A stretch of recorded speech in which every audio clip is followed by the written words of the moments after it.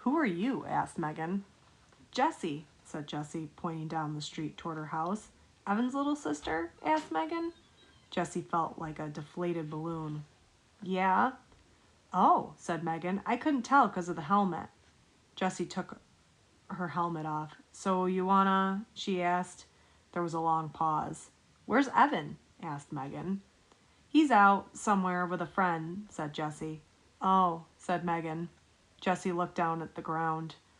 People tell you things, Evan had told her once, with their hands and their faces and the way they stand. It's not just what they say. You gotta pay attention, Jess. You gotta watch for the things they're saying, not with their words. Jessie looked back up. It was hard to see Megan at all. She was so far up and behind the window screen. Jessie sucked in her breath.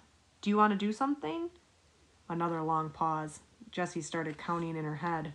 1 1,000, 2 1,000, 3 1,000, 4 1,000, 5 1,000, 6 1,000. Sure, said Megan. Then her head disappeared from the window. A minute later, Megan was at the front door. Hey, she said, opening the screen. Jessie raised her hand in something that was halfway between a wave and a salute as she walked in. Her sweaty bangs stuck to her forehead where the helmet had mashed them down. She was so nervous about saying something stupid, she didn't say anything at all. Megan leaned against the banister of the stairs and crossed her arms. So, said Jessie.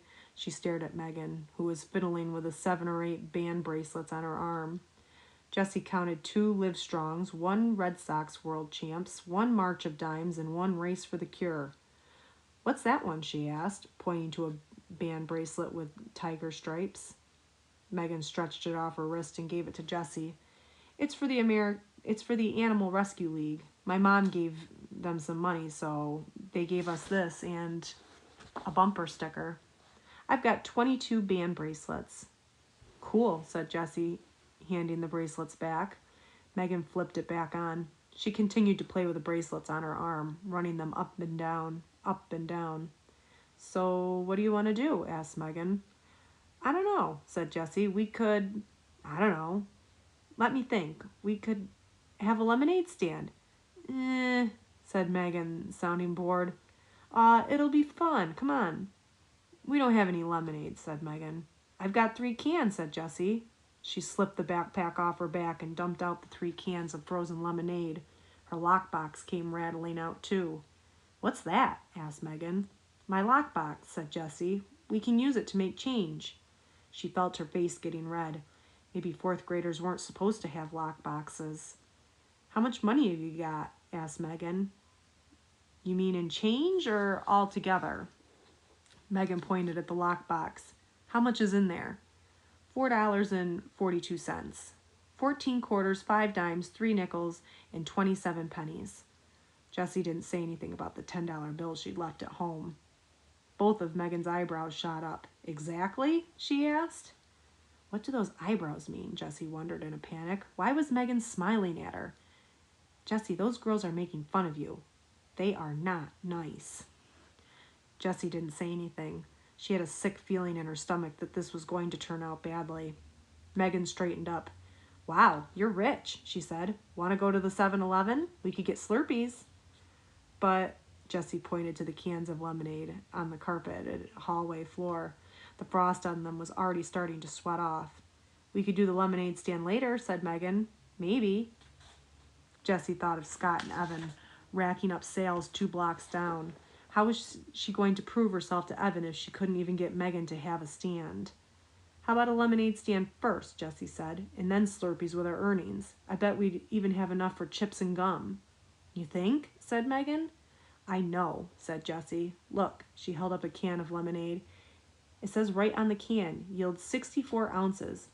So we get 8 cups from each can and sell each cup for half a buck, so that's $4. And then there's 3 cans, so that's $12 altogether, right? The numbers flashed in Jessie's brain so fast she didn't even need to think about what she was multiplying and dividing and adding. It just made sense to her. Hey, how old are you? Megan asked, looking at her sideways. 8, said Jessie, but I'll be 9 next month. Megan shook her head. That math doesn't sound right. No way we can make $12 from just 3 little cans. "Yeah-huh," said Jessie. "I'll show you. Do you have a piece of paper?"